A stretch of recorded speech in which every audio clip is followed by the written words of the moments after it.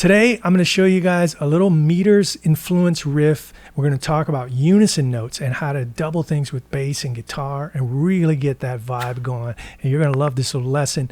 Also, I have a big announcement to make, couple things. Stay with me. Here we go.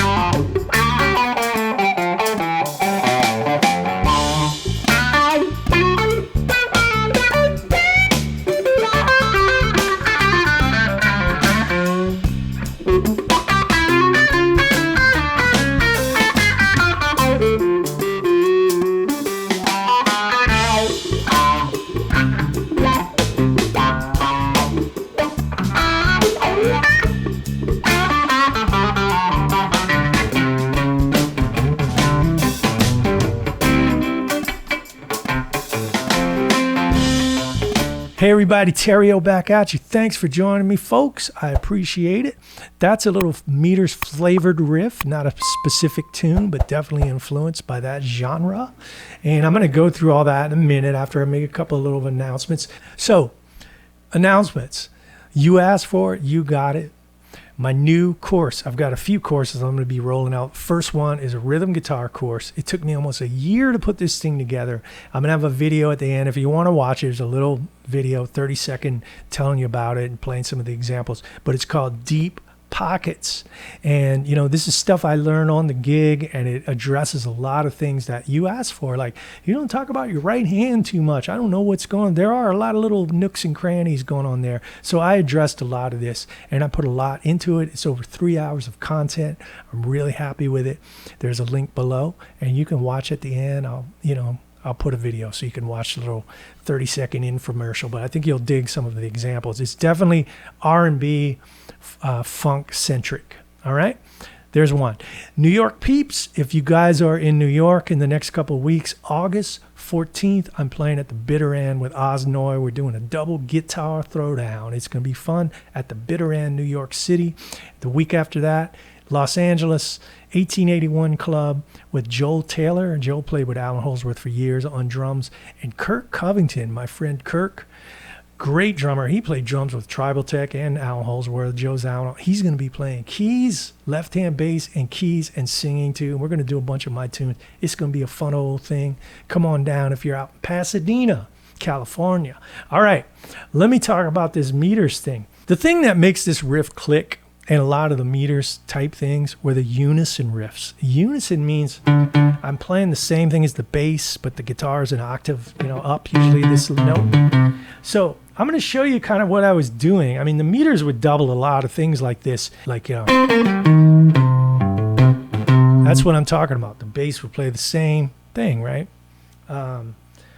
Sissy strut, what have you. That kind of stuff was straight up unison. So this is no different, but what makes this different is I'm playing a rhythm part simultaneously. And let me show you how I do this. I've broken this down in other lessons, but maybe it's the first time you've seen it. D7, my favorite chord, the old Mel Bay. One of the first things you learn is on the guitar. And so that finger, and in case you've been under a rock your whole life, is middle finger, 5th fret, 5th string, D. I'm sorry, that ring finger. Middle finger, 4th fret, 4th string, F sharp. Pinky's playing the flat 7, 5th fret, 3rd string. First finger's playing the root up on top, 3rd fret, 2nd string.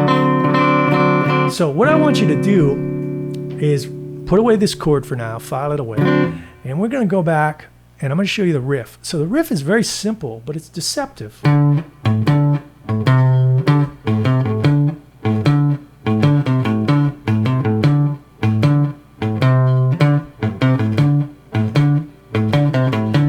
that's the riff. But notice how I'm playing it.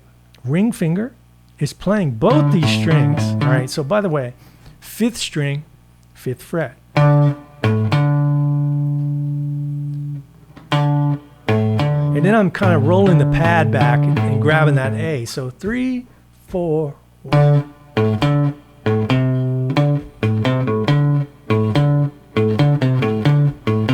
So get that together first. Then what I want you to do is play that D7 chord again, but I want you to lift off your ring finger and your 1st finger.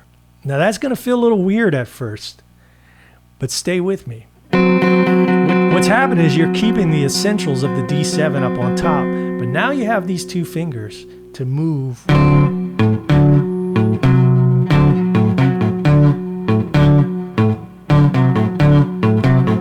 Now, I'm not saying I invented this at all. I don't want to hear any comments about that. But I did stumble across it myself. I had never seen anybody do this kind of thing when I was playing with the Neville Brothers, and we played Pockway every night, and I got bored vamping for 10 minutes on a D7 chord. I would come up with little moves, things to keep me, entertained. And it turned into this little style that I use a lot.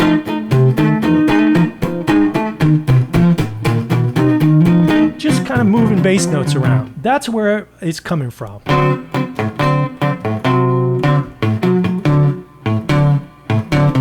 So what you want to aim for is this. 3, 4.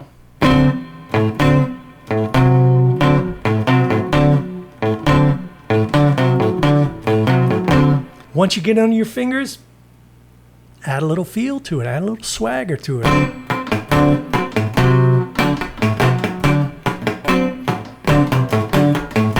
What I'm doing, the best way I could explain that is I'm nailing the 1 and 3, beats 1 and 3, 1 and 2 and 3, 4.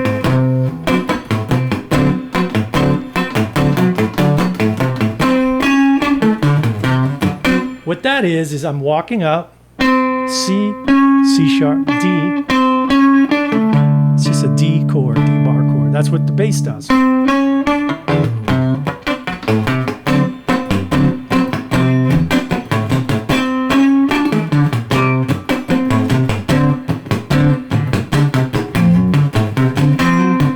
After you get that under your fingers, you can come up with all kinds of variations, and it's cool because you can move it around.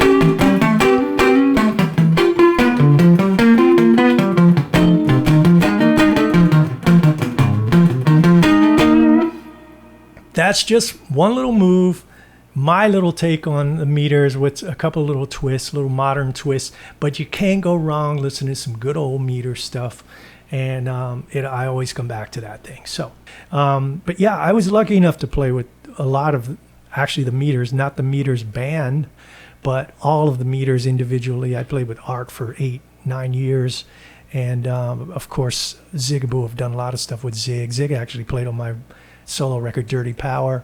Done a lot of stuff with George Porter, tons of sessions with him, and a little bit with Leo Nocentelli, did some jamming and a couple things here and there, gigs.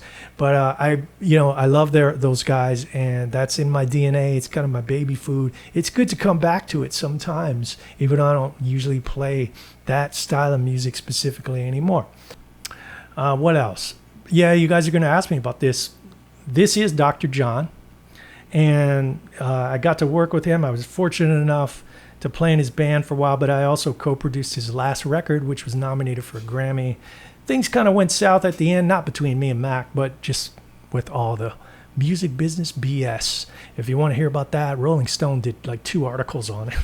Anyway, I wear this pin. This was given out at Mac's memorial service and to friends and family, and I wear it because, when I'm playing something, I can look down and see Mac and be like, why are you playing that shit? Or that was hip. He used to call voicings voices. I like those voices. Keyboard voice. Anyway, there's a little trivia for you. So check out Deep Pockets. There's a video if you want to watch it. It's very short. I love all your support, all your likes, subscribes, your shares, all that stuff. Give me a like, subscribe. Help me to continue to build the channel. More to come. Hopefully I'll see you out on the gig. Stay funky. Terrio out. Hey everybody, Shane Terrio here. I'm very excited to share with you guys my new video course called Deep Pockets Rhythm Guitar Mastery. almost a year to put this thing together, over 3 hours of content, and it's jam-packed with all the concepts, tips, tricks, licks, everything from my bag of tricks that I've used over the years to make my living as a professional guitar player, rhythm guitar style. So we're gonna go over concepts, some fundamentals, 16th note things, some mutes, some slides, right hand technique, and then I'm going to walk you through some more advanced concepts. We're going to look at triads, double stops, octaves, all kinds of things to get you moving around the neck. And some of the examples are pretty challenging, and you're going to love it. I know it. It's going to up your rhythm guitar game big time. So these are things that I learned on the gig. I didn't learn this from lessons. I wish I'd had a course like this when I was learning. So that's why I put everything into it. So I know you're going to get a lot out of it. Check it out. Deep Pockets Rhythm Guitar Mastery. I'll see you soon. I'll see you in the woodshed. Shane Terrio out. Stay funky.